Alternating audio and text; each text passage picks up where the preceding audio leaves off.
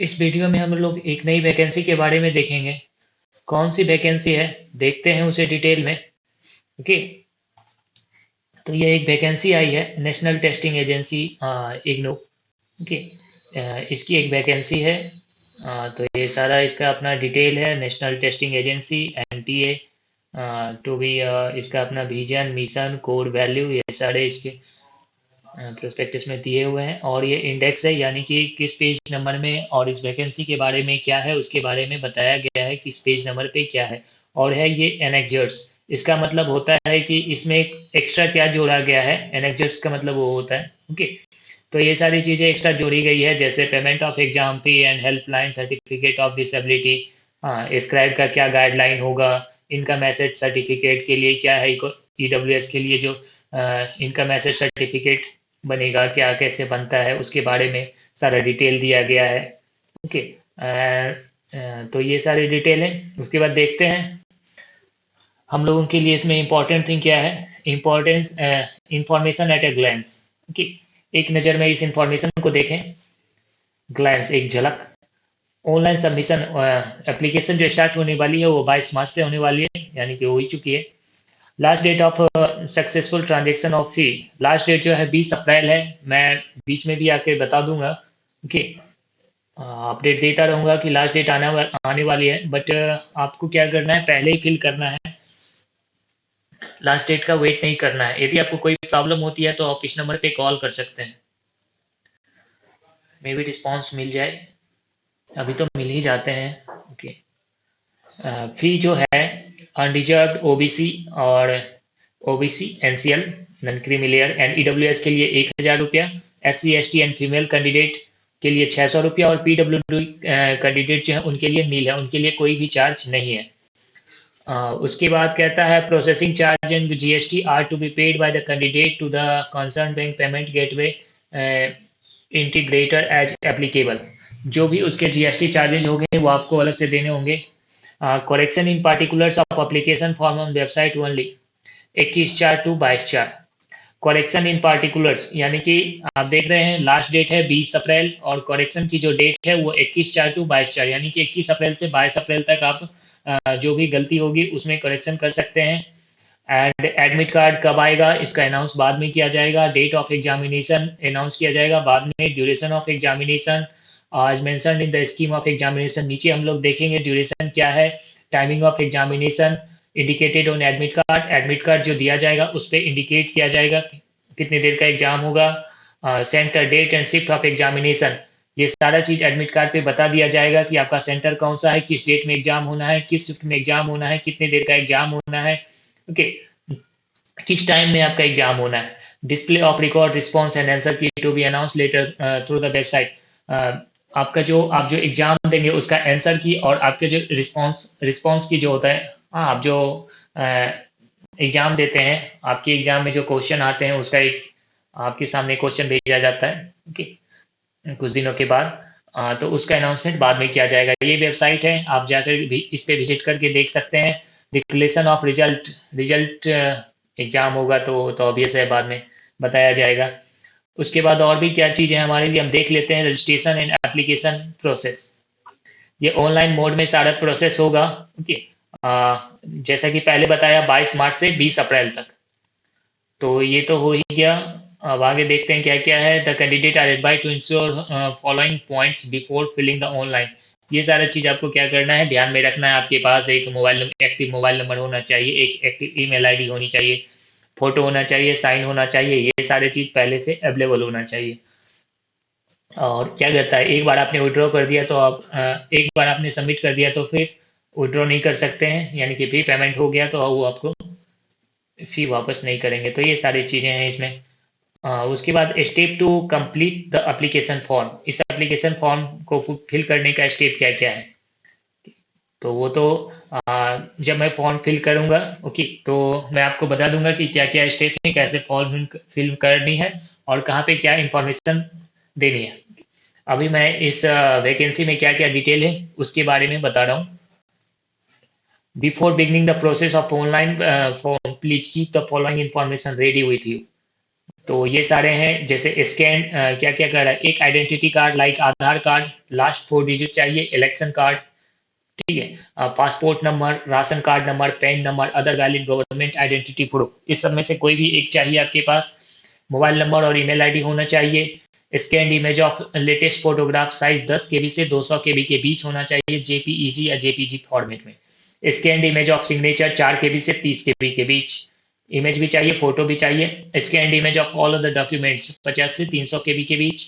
Bank details for payment of fee for uploading as part of submission of online application, इसके लिए जो आप फी पे करेंगे उसके लिए बैंक डिटेल यानी कि बैंक अकाउंट तो चाहिए ही। Copy of board university certificate for candidate, name, mother name, father name and date of birth, ये सारा चीज़ तो 10th के सर्टिफिकेट के आपको मिल ही जाएगा। तो मैं यहाँ से थोड़ा हाईलाइट भी कर दूँ, तो ये सारी चीज़ें हैं यहाँ। उसके बाद आगे बढ़ते हैं, रजिस्ट्रेशन फॉर ऑनलाइन एप्लीकेशन। आपका जो 10th का जो मार्कशीट होगा वहाँ पे आपका ये सारी चीज़ लिखे रहते हैं, mother's name, father's name, okay, and date of birth, तो ये सारी चीज़ें हैं। उसके बाद देखते हैं आगे क्या है फिर। चॉइस ऑफ एग्जामिनेशन सेंटर, ये भी इंपॉर्टेंट है। The city for examination will be chosen by the candidate after submission of examination fee on first come first serve basis.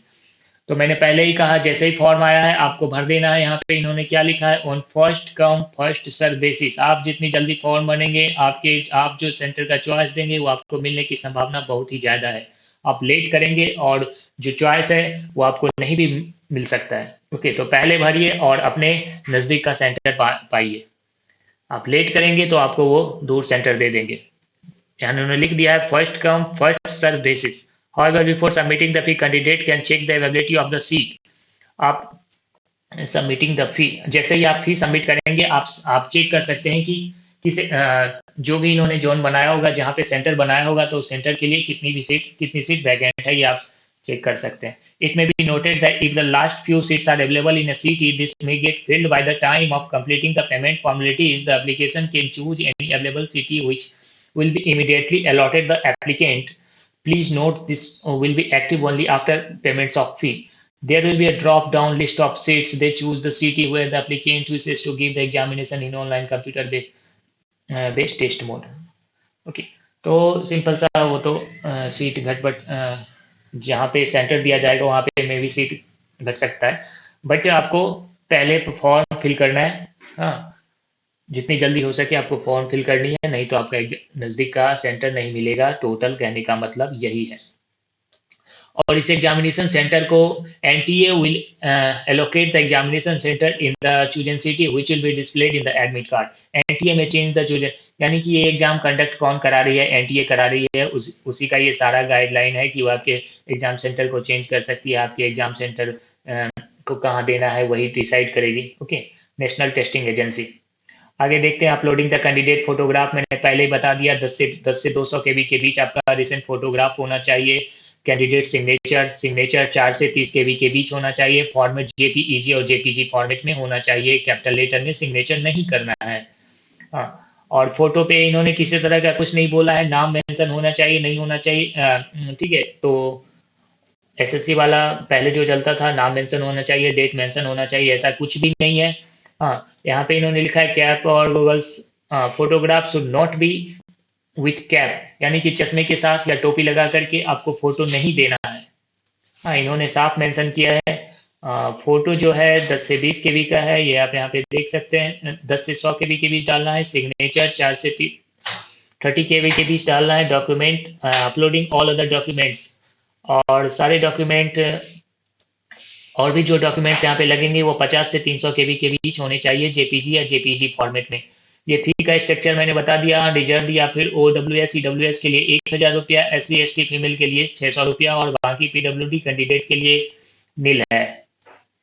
Method of the fee payment, तो ये form fill करेंगे तो वहाँ पे तो आएगा ही फिर से। नेशनल टेस्टिंग एजेंसी, ये गवर्नमेंट, इसके बारे में बताया है कि क्या है ये नेशनल टेस्टिंग एजेंसी, तो मैं थोड़ा बता दूं। Minister of education, government of India के अंदर मिनिस्टर ऑफ एजुकेशन, उसके अंदर NTA establish. NTA independent autonomous body है and self sustain premier testing organisation under society registration act. इसके अंदर ये सारा चीज दिया हुआ है, क्या है नहीं है। उसके बाद ये वैकेंसी किसकी है? वो तो एक एजेंसी है जो कि सारी चीज कंडक्ट कराएगी। ये वैकेंसी इग्नू की है, about Indira Gandhi national open university. इसके बारे में तो जानते ही होंगे, well known university. Okay. And recruitment of non teaching staff, IGNOU invites online application. ये क्या है? इसमें टीचिंग की कोई वैकेंसी नहीं है। ओके। यहाँ पे क्या है, ये नॉन टीचिंग स्टाफ की वैकेंसी है, तो उसके बारे में इन्होंने बताया है। और वैकेंसी का ये नॉन टीचिंग पोस्ट का नाम है जूनियर असिस्टेंट कम टाइपिस्ट। आप देखते हैं वैकेंसी के डिटेल के बारे में। जूनियर असिस्टेंट कम टाइपिस्ट, पे मैट्रिक्स 19,900 से 63,200, लेवल 2 का है ये पोस्ट। ओके। एंड सेवन पे मैट्रिक्स।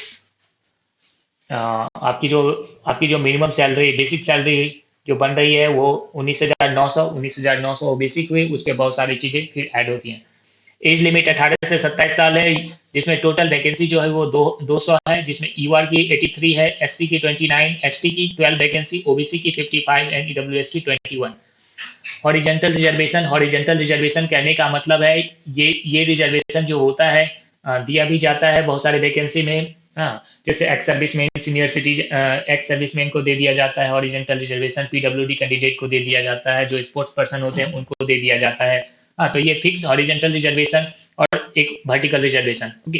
तो ये सारे जो है, ये वर्टिकल रिजर्वेशन यानी कि ये सारे फिक्स होते हैं। हॉरिजेंटल रिजर्वेशन फिक्स नहीं होता है, कभी वुमेन कैंडिडेट को रिजर्वेशन दे दिया जाता है, कभी एक्स सर्विसमैन को किसी वैकेंसी में दे दिया जाता है। ओके। तो यहाँ पे जो वैकेंसी में ये जो वैकेंसी दिख रही है, पीडब्ल्यूडी की 9 वैकेंसी, एक्स सर्विसमैन के लिए 20 और मेरिटोरियस स्पोर्ट्स पर्सन के लिए 10। हाँ, तो ये वैकेंसी हॉरिजेंटल रिजर्वेशन के अंदर दी गई है, और ये सारी वैकेंसी कोई अलग से नहीं आएगी, इसी 200 में इंक्लूड होती है।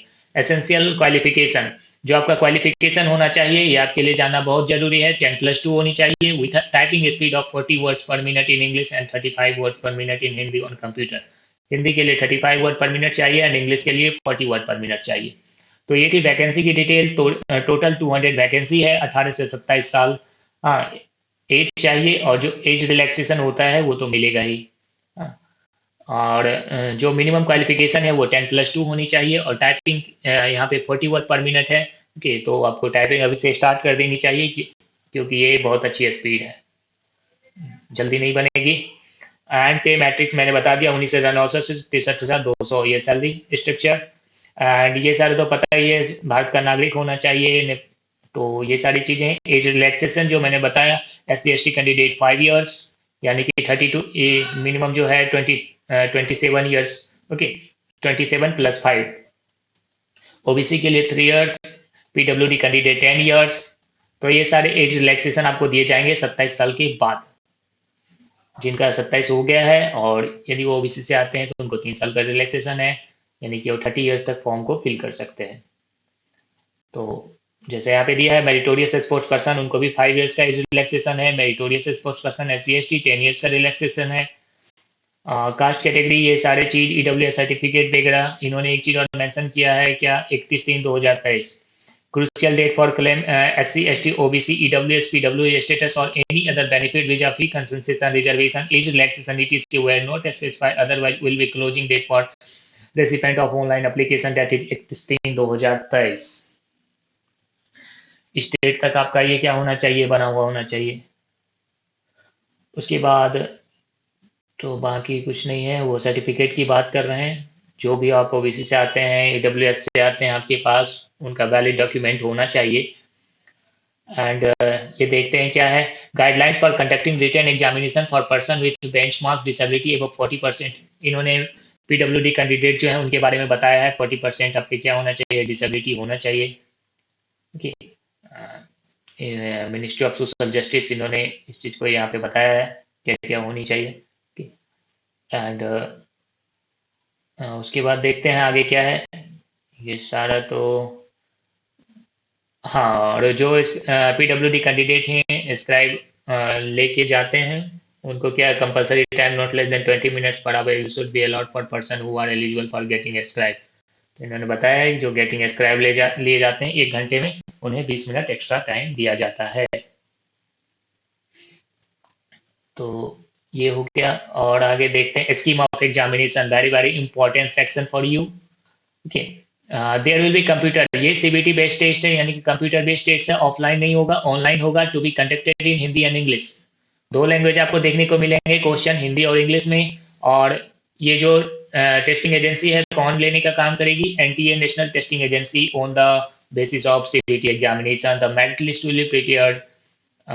इसमें आप जो पास करेंगे उनके बेसिस पे मेरिट लिस्ट प्रिपेयर की जाएगी। ये जनरल अवेयरनेस के क्वेश्चन है, 30 क्वेश्चन 30 मार्क्स, रीजनिंग के 30 क्वेश्चन 30 मार्क्स, मैथ के 30 question 30 marks, Hindi English language and comprehension, ये दोनों मिक्स है, हिंदी ऑब्लिक इंग्लिश, दोनों के आएंगे 30 क्वेश्चन आएंगे 30 मार्क्स के। कंप्यूटर के 30 क्वेश्चन 30 मार्क्स, यानी कि टोटल 150 क्वेश्चन और 150 marks. Okay, extra time will be given to PWD candidates as per government of India norms. जैसे कि मैंने बताया 1 घंटे में 20 मिनट का टाइम दिया जाएगा पीडब्ल्यूडी कैंडिडेट को। ओके, और नॉर्मल कैंडिडेट का जो टाइमिंग है, ओके, जितनी देर की पेपर होगी वही मिलेगी। ये तो हुआ टायर 1 का पेपर, जिसमें कि आपको general awareness, reasoning, math, okay, and Hindi and English and computer पूछे जाएंगे। 150 क्वेश्चन 150 मार्क्स। एंड टायर 2 में आपका टाइपिंग होना है, जो कि मैंने बता दिया, इंग्लिश के लिए 40 वर्ड पर मिनट एंड हिंदी के लिए 35 वर्ड पर मिनट।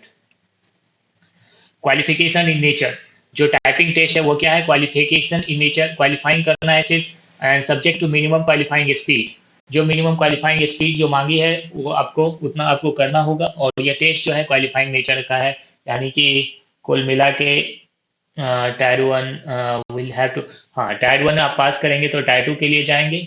और टायर 2 जो है वो क्वालिफाइंग नेचर का है, यानी कि टोटली डिपेंड करता है कि आपको टायर 1 में कितना अच्छा मार्क्स आता है।